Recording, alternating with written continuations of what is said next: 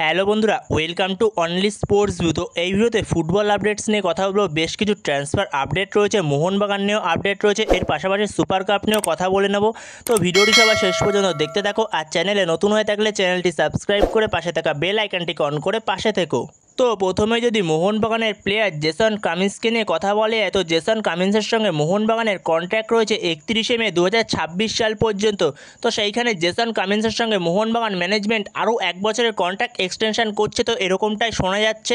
তো সেখানে জেসন কামিন্সের কাছে আরও 1 বছরের কন্ট্রাক্ট এক্সটেনশন পাঠিয়েছে ম্যানেজমেন্ট। তো সেইখানেই হয়তো জেসন কামিন্স সই করে দিয়েছে বা দিচ্ছে, এখনও পর্যন্ত এটা অফিসিয়ালভাবে কিছুই জানায়নি ম্যানেজমেন্ট। তো সেখানে জেসন কামিন্স আরও 1 বছরের জন্য থাকছে মোহনবাগানের সঙ্গে। সেইখানে মোহনবাগান ম্যানেজমেন্ট জেসন কামিন্সের সঙ্গে আরও 1 বছর কন্ট্রাক্ট এক্সটেনশন করছে, তো এরকমই খবর বেরিয়ে আসছে। তো সেইখানে জেসন কামিন্সের সঙ্গে মোহনবাগানের কন্ট্রাক্ট ছিল 2025-26 মরশুম অবধি, যেখানে আরও 1 বছরের কন্ট্রাক্ট এক্সটেনশন করতে চলেছে মোহনবাগান ম্যানেজমেন্টের সঙ্গে জেসন কামিন্স। তো সেইখানে জেসন কামিন্স থাকতে চলেছে 2026-27 মরশুম অবধি মোহনবাগানের সঙ্গে। তো বন্ধুরা, তোমাদের এই খবরটা নিয়ে কী মতামত অবশ্যই তোমরা কমেন্টে জানিও এ বিষয়ে। এরপরে যদি মোহনবাগানের টম অ্যালেটকে নিয়ে যদি কথা বলা যায়, তো টম অ্যালেটের সঙ্গে মোহনবাগান ম্যানেজমেন্ট 1 বছরেরই কন্ট্রাক্ট করেছিল, যেখানে 31শে মে 2025 সাল অবধি কন্ট্রাক্ট রয়েছে মোহনবাগানের। তো সেই টম অ্যালেটকে হয়তো ছাড়তে চলেছে মোহনবাগান ম্যানেজমেন্ট, তো সেটা আগেই জানিয়েছি। তো এর পাশাপাশি এটাও মানতে হবে, আগের সিজনে দুরন্ত খেলেছে টম অ্যালেট এবং আলবার্তো রড্রিগেজ পাশাপাশি দুজনেই। তো সেইখানে যদি টম অ্যালেটকে ছেড়ে দেয় মোহনবাগান ম্যানেজমেন্ট, তাহলে টম অ্যালেটের কাছে আইএসএলে 2টো ক্লাবের অফার রয়েছে যেরকমটা শোনা যাচ্ছে। তো সেখানে সেই ক্লাবগুলো হলো একটা মুম্বাই সিটি এফসি, আরেকটা হলো বেঙ্গালুরু এফসি। তো যদি টম অ্যালেটকে মোহনবাগান ছেড়ে দেয়, তাহলে টম অ্যালেট এই ক্লাবগুলোর মধ্যে সই করতে পারে। সেখানে যদি টম অ্যালেটকে মোহনবাগান ছাড়ে, তাহলে মোহনবাগানের ছাড়ার কারণ হলো ব্রায়ান কার্লটাক। তো এই ব্রায়ান কার্লটাকের সঙ্গে মোহনবাগান কথাবার্তা বলছে, যে বর্তমান সময় খেলছে এ লিগে সেন্ট্রাল কোস্ট মেরিনার্সে। তো এই সেন্ট্রাল কোস্ট মেরিনার্সে এর আগে জেসন কামিন্স খেলেছিল, তো জেসন কামিন্সকে এই সেন্ট্রাল কোস্ট মেরিনার্স থেকে নিয়ে আসা হয়েছে। তো সেই সেন্ট্রাল কোস্ট মেরিনার্সেরই প্লেয়ার। তো এই প্লেয়ারটার সঙ্গে জেসন কামিন্সের ভালোই বন্ধুত্ব রয়েছে, একসাথে এরা খেলেছেও। তো এই ব্রায়ান কার্লটাকের সঙ্গে সেন্ট্রাল কোস্ট মেরিনার্সের চুক্তি রয়েছে 30শে জুন 2025 অবধি। তো এই সিজনেই তার চুক্তি শেষ হয়ে যাচ্ছে সেন্ট্রাল কোস্ট মেরিনার্সের সঙ্গে। তো মোহনবাগানের কাছে এটা খুবই একটা বড় টার্গেট, আলবার্তোর পাশে ব্রায়ান কার্লটাককে খেলানো, যেহেতু এএফসি আছে পরের বছর। আর ব্রায়ান কার্লটাকের বয়সটা হলো 31, তো বয়সটা ঠিকঠাকই আছে।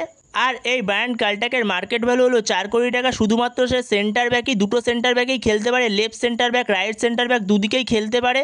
তো দেখা যাক এই ব্রায়ান কার্লটাককে যদি মোহনবাগান কনফার্ম করতে পারে, তাহলে টম অ্যালেটকে ছেড়ে দেবে, এটা তো কনফার্ম। তো সেইখানে দেখা যাক মোহনবাগান এই ব্রায়ান কার্লটাককে কনফার্ম করতে পারে নাকি ম্যানেজমেন্ট। যেখানে মোহনবাগান ম্যানেজমেন্ট আগের বছরও ট্রাই করেছিল, তো সেখানেই দেখা যাক এই বছর করতে পারে কিনা সেটা।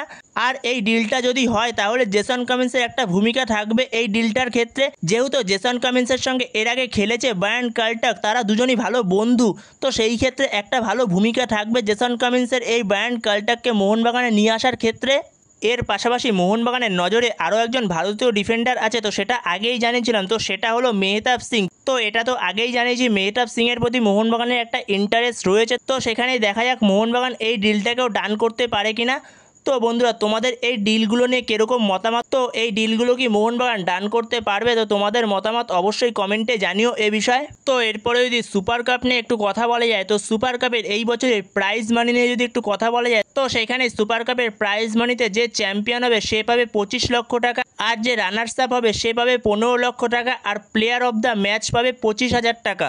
তো এর পাশাপাশি গোল্ডেন গ্লাভস, টপ গোল স্কোরারের অ্যাওয়ার্ডগুলোও আছে। এর পাশাপাশি সুপার কাপের সেকেন্ড কোয়ার্টার ফাইনালে পৌঁছে গেছে এফসি গোয়া ভার্সেস পাঞ্জাব এফসির মধ্যে খেলা হবে সেকেন্ড কোয়ার্টার ফাইনাল, সেটা হবে 26 তারিখ রাত 8টা থেকে। তো এরপরে মোহনবাগানের জন্য একটা ভালো খবর বলা যেতে পারে, যেখানে কেরালা ব্লাস্টার এফসির প্লেয়ার অ্যাড্রিয়ান লুনা সে হয়তো মোহনবাগানের বিরুদ্ধে থাকছে না, যেহেতু অ্যাড্রিয়ান লুনা এর আগের দিন যে ফার্স্ট রাউন্ডের ম্যাচটা ছিল Kerala blaster FC versus East Bengal, তো সেই ম্যাচটায় অ্যাড্রিয়ান লুনা একটু চোট পেয়েছিল। তো সেই চোটটার কারণে যেরকমটা শোনা যাচ্ছে সে মিস করতে চলেছে কোয়ার্টার ফাইনাল সুপার কাপের মোহনবাগানের বিরুদ্ধে। তো এটা মোহনবাগানের জন্য খুবই একটা ভালো খবর বলা যেতে পারে। তো এই অ্যাড্রিয়ান লুনা কেরালা ব্লাস্টার এফসির মিডফিল্ডটাকে পুরো কন্ট্রোল করে, সেই অ্যাড্রিয়ান লুনাকে ছাড়াই নামতে হবে কেরালা ব্লাস্টার এফসিকে কোয়ার্টার ফাইনালে। তো এটা ভালো খবরই বলা যেতে পারে মোহনবাগানের জন্য। সেখানে মোহনবাগানের বিরুদ্ধে যদি অ্যাড্রিয়ান লুনা না থাকে, তাহলে মোহনবাগান কিছুটা হলেও সুবিধা পাবে। তো বন্ধুরা এই ভিডিওতে এই পর্যন্তই। তো এই ভিডিওতে এই আপডেটগুলো নিয়ে আলোচনা করার ছিল। তো ভিডিওটি ভালো লাগলে অবশ্যই লাইক শেয়ার সাবস্ক্রাইব করতে ভুলো না। তো নেক্সট ভিডিওতে দেখা হচ্ছে, ততক্ষণের জন্য বাই বাই।